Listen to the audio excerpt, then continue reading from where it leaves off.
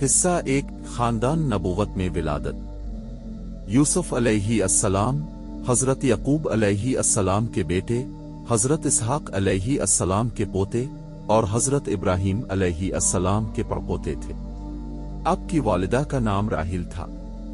आपके 11 भाई थे, जिनमें आपके सगे भाई बिन्यामीन थे।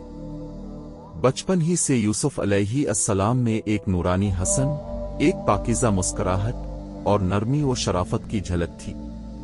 नरम मौसीकी के हजरत यकूब अलैहि अस्सलाम अपने सब बेटों से मोहब्बत करते थे, मगर यूसुफ से उनका प्यार कुछ खास था, क्योंकि वो यकूब अलैहि अस्सलाम को बचपन ही से अल्लाह के खास बंदे महसूस होते थे। हिस्सा 2 ख्वाब का ज़हूर। एक दिन यूसुफ अलैहि अस्सलाम ने ख्वाब देखा। उन्होंने देखा कि 11 सितारे, सूरज और चांद उन्हें सजदा कर रहे हैं।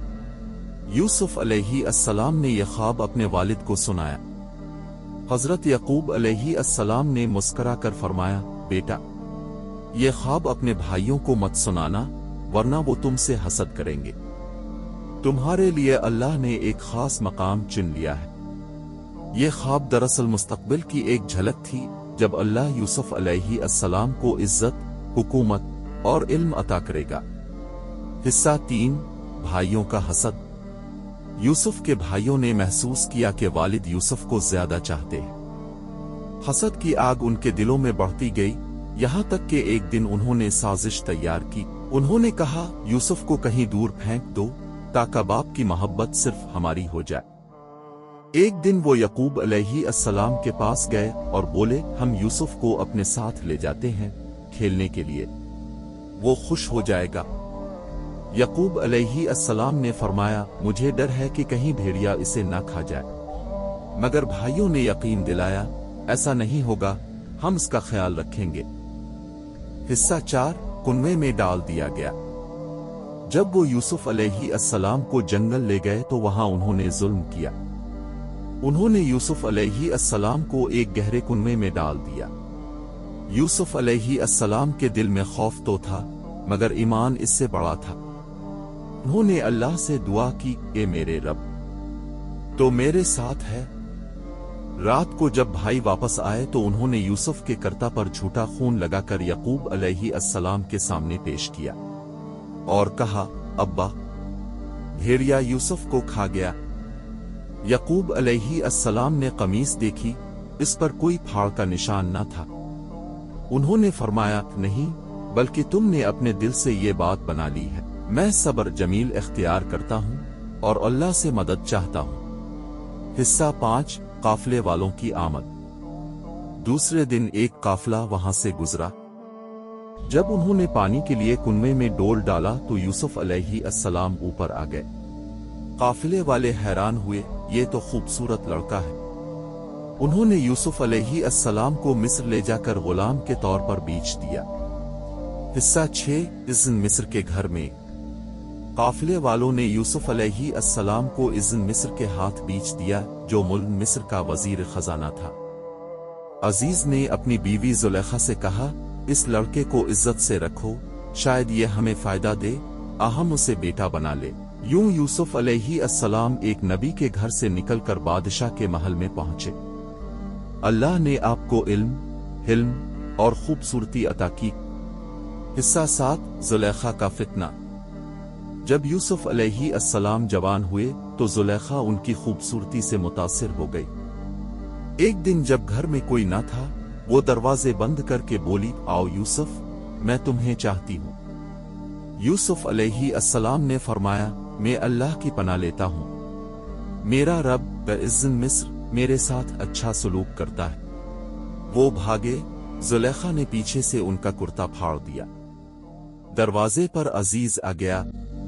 जुलेखा ने झूठ बोला, यूसुफ ने मुझे बहकाना चाहा, मगर एक गवाह ने कहा, अगर कुर्ता आगे से फटा है तो औरत सच कहती है, और अगर पीछे से फटा है तो यूसुफ सच्चे हैं।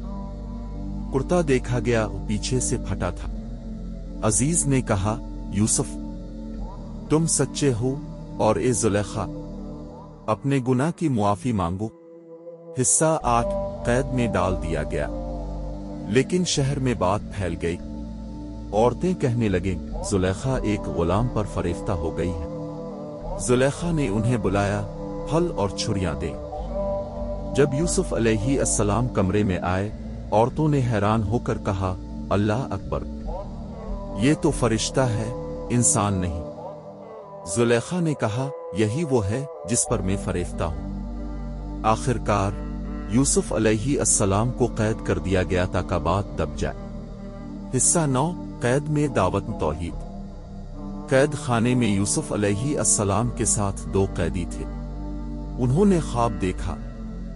ایک نے کہا، میں نے خواب میں دیکھا کہ شراب نچوڑ رہا ہوں۔ دوسرے نے کہا، میں نے دیکھا کہ میرے سر پر روٹی ہے اور پرندے کھا رہے ہیں۔ یوسف علیہ السلام نے کہا، تمہارے خواب کی تعبیر بتانے سے پہلے سنو، میں تمہیں تمہارے رب کی طرف بلاتا ہوں۔ اللہ کے سوا کوئی معبود نہیں۔ پھر تعبیر بتائی، تم میں سے ایک بادشاہ کے پاس شراب پلائے گا، دوسرا سولی پر چڑھایا جائے گا، اور فرمایا، جس کو رہائی ملے وہ بادشاہ کے سامنے میرا ذکر کرنا۔ حصہ 10، بادشاہ کا خواب۔ کچھ عرصہ بعد بادشاہ نے خواب دیکھا کہ 7 موٹی گائیں 7 دبلی گائیں کھا رہی ہیں، اور 7 خشک خوشے ہیں۔ کسی سے تعبیر نہ ہوئی۔ پھر وہ قیدی یاد آیا۔ اس نے کہا، میں ایک شخص کو جانتا ہوں جو تعبیر بتا سکتا ہے۔ وہ یوسف علیہ السلام کے پاس آیا۔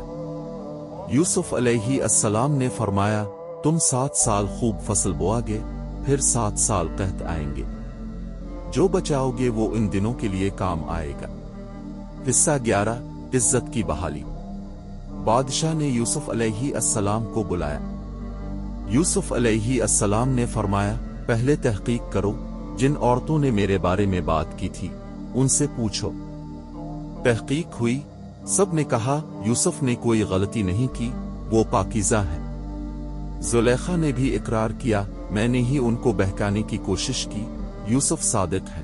بادشاہ نے کہا، ہم چاہتے ہیں کہ تم ہمارے خزانے کے نگران بنو۔ یوں یوسف علیہ السلام وزیر خزانہ بن گئے۔ حصہ 12، قحط، بھائیوں کی واپسی اور بصارت کا لوٹ آنا۔ قحط کے دن آئے۔ یوسف علیہ السلام کے بھائی اناج لینے مصر آئے۔ یوسف نے انہیں پہچان لیا، مگر انہوں نے نہیں پہچانا۔ انہوں نے اناج دیا اور کہا، اگلی بار اپنے بھائی بنیامین کو بھی لانا۔ جب وہ بنیامین کو لائے تو یوسف